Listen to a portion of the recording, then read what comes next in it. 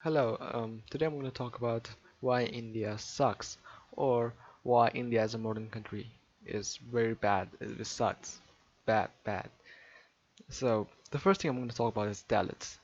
India as a country has been around for 74 years of writing this. A lot of changes have been done to it.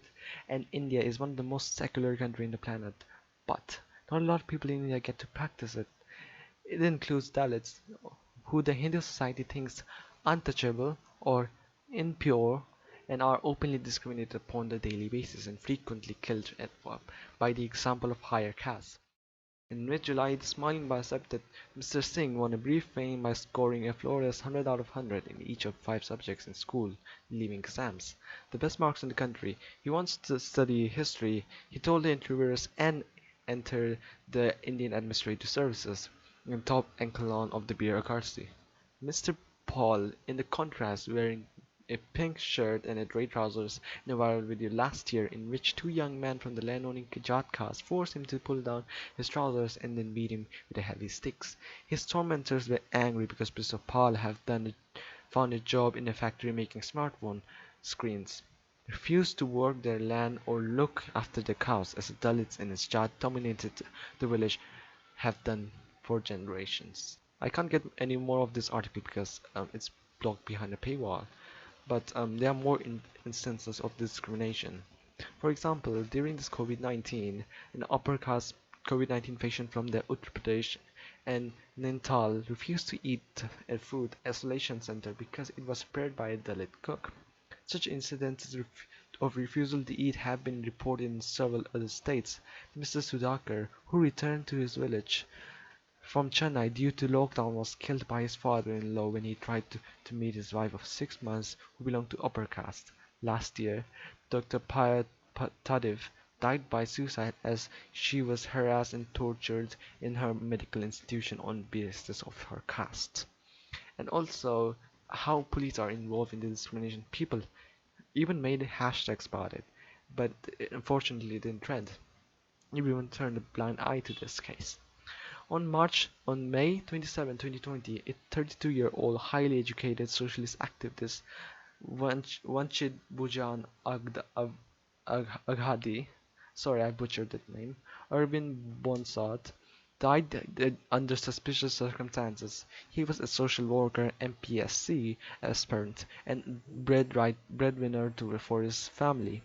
His family and colleagues did not believe that he would have tried to end his life. The police administration tried to suppress the case registration and the death as suicide without proper uh, investigation. In a statement, Pankaj Ambedkar, a nationalist president of the Vanchit Bhojan Aghati, said political pressure is being used to save accused Mitalish Umarkar, a NCP police bearer, from the murder case, and case is registered as suicide case instead of a murder under political pressure. And how they are not even allowed to practice their own religion. Dalits. Yes, on June 6, 2020, a 17-year-old Dalit boy named Vikas Kumar Jadhav was shot dead by four upper caste members from visiting a temple in Amora, Uttar Pradesh. This incident did not take it to the mainstream media until people on social media expressed outraged. The higher caste people did not even give them a chance to grow, can't even don't even give them a chance to grow. Don't Because they don't have the money to support their child's education because most of them work as rag pickers and scavengers, etc. This discrimination still goes on today, even if it was abolished in 1950s.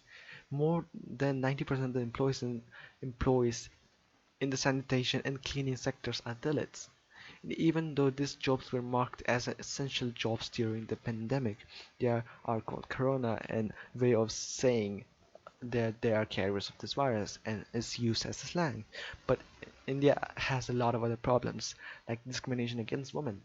In India culture, in Indian culture, a lot of other and a lot of other cultures in the world, women are thought as inferior to men. But the recent world has taught us that women are equal and better than men in many fields.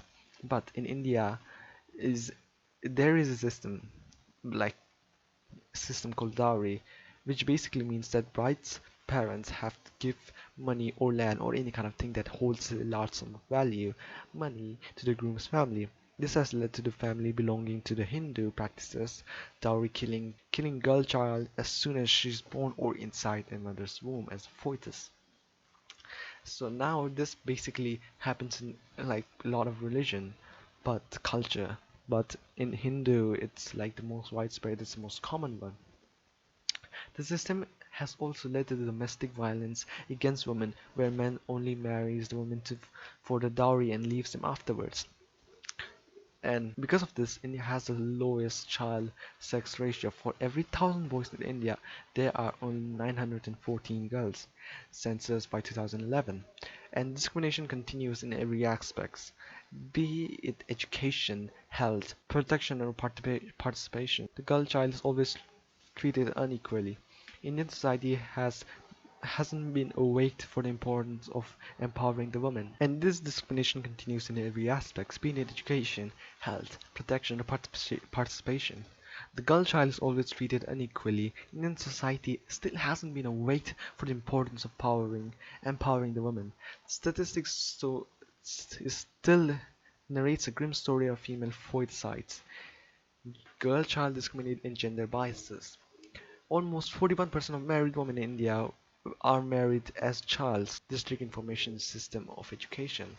One in every three child brides in the world is a girl in India. UNICEF. India has more than 45 lakh girl child under 15 years of age who are married with child. Out of those, 70% of the girls have two children. Next topic. Corruption. In 2019, corruption precipitation of for India has 41, which is below average in average, and India became 80th place in corruption from 180 country, which means it is very corrupt. In 2005, recorded that more than 62% of India had at some point paid bribe to a public official to get a job done. In 2008, another report showed that about 50% of our Indians had first-hand experience of paying bribes or using contacts to get services performed by political public officials. The largest contributor to the corruption are entitlement programs and social spending schemes enacted by the Indian government. Example includes the Mahatma Gandhi National Rural Employment Guarantee Act and the National Rural Health Mission. Other areas of the corruption also includes Indian truck industry, which is forced to pay billions of rupees in bribes annually to numerous regulators and the police stops to interstate highways. Media has been widely published allegations of corrupt Indian citizens stashing millions of rupees in Swiss banks. Swiss authorities denied these allegations, which were later proven in 2015 and 2016. Some of the corruption scandals are 2010 Commonwealth Games scheme of 770,000 crores, which equivalents to 9.8 billion US dollars. The Andhra Housing Society scheme scam, the coal mining scam, 1.86 lakh crores, like 26 billion US dollars. The mining scandal in Karnataka, the cash for vote schemes. If you want to know more about them, I could make a video. Just tell me. And which I can relate to now is Indian education system. So Indian education system is good. It's free. The public schools are free and it's good.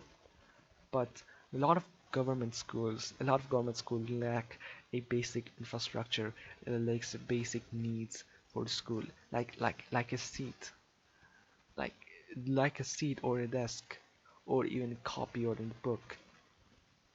And most of them study outside because they don't have lights in their classrooms. Yes, and it's true. I mean, you could just see a picture. I'm gonna show it now. Just look at this. I mean, the doors are not working, and in this picture, they are really sitting in there in the carpet. and look at the walls, the board and everything. See? Um, so now next what I'm gonna talk about is Indian hospitals. So now the Indian healthcare is free, which is totally fine, which is actually good. It's better than Americans' very expensive uh, healthcare system. Um, but the government hospitals, again, the government hospitals and um, hospitals are in very bad condition. They are a lot of time overcrowded and lack basic needs like beds. A lot of them sleep in the floors and no one and even a seat out in a bench where they could rest. And a lot of important things like um, MRI scan, CAT scan, and the government hospitals don't have that. I don't know why they don't have that. So, anywho, well, that's for it. Next time I'm gonna talk about China. I actually thought this video is gonna be way lot longer, like half an hour or an hour or two, but well, it's just 11 minutes, I guess. So it's gonna be a little longer, like 12 to 13, but I guess. Well, thank you for watching, if you're watching till now. And next time I'm gonna talk about why China sucks. This is gonna be a playlist. This is gonna be a series. And the series is gonna call Why the World Sucks. Anywho, okay, bye.